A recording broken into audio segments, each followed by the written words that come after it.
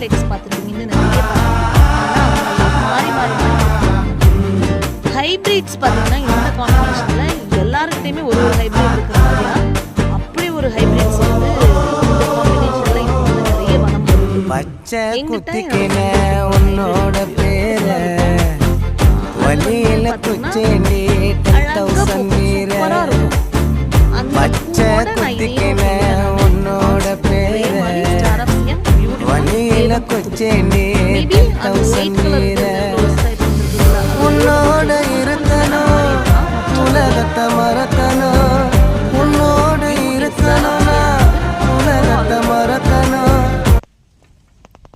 ஒரே மாதிரி எப்போ அழகாக பூக்கிற மாதிரியான வெரைட்டி அதில் எனக்கு ரொம்ப பிடிக்கும். ஸ்டார் ஆஃப் சிஎம் இப்போ தான் நம்ம செப்பரேட் பண்ணி நான் வச்சு ஒரு 2 months இருக்கும்.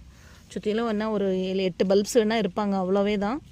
ஸ்டார் ஆஃப் சிஎம் நான் இன்னும் டராரத் எப்படி கலெக்ட் பண்ணுறனோ இது பண்ணுறனோ அதே மாதிரி இதுவும் கிடச்சா நான் கலெக்ட் பண்ணுற மோடில் தான் இப்போ இருக்கேன். நான் சேல் மோடில் இல்லை. ஸோ அதனால் சேலுக்கு இல்லை. இதுவே ஒரு 10 பூ மொத்தமாக கையில் பார்க்கலன்னா பேஷனேட் கார்டனர்னு சொல்கிறதுல என்ன அர்த்தம் இருக்குது? இந்த பூத்திருச்சு நான் அதை எடுத்து விற்றுருவேன் அப்படின்னா அதுக்கு பேர் பேஷனேட் கார்டனிங்க என்ன? இதுதான் நான் சொல்லுவேன். என்னை யாரெல்லாம் தூசிச்சிங்களோ பேசுனீங்களோ இந்த மாதிரி இருக்க எக்ஸாட்டிக்ஸை மொத்தமாக 10 பூ பூத்து மினிமமாக 10 பூ பூத்து காமிச்சிட்டு நான் பேஷனேட் கார்டனர் இல்லை, ஐயோ இந்த பொண்ணை ஏன்டா நம்ம பேசணும் அப்படின்னு நேரம் உணர்ந்திருப்பீங்க. இன்னும் நான் சொல்லுவேன். ஏன்னா நான் இதுக்கு ஸ்பெண்ட் பண்ணுறதும் சரி, time at the same time money, இதுக்கு கொடுக்குற கேர் எல்லாமே ஒரு பேஷனேட் கார்டனரால் மட்டும்தான் முடியும். இல்லைனா இன்றைக்கி இருக்கிறதுக்கு ஸ்டார் ஆஃப் சிஎம் இத்தனை பல்ப்ஸ் இருக்கிறதுக்கு ஹெல்தி பல்ப்ஸ் தான் டப்புன்னு சேல் பண்ணிவிட்டு போயிட்டே இருக்கலாம்.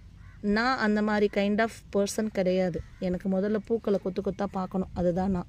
தேங்க்யூ. அதுவும் ரியல் கலரை காமிக்கணும்.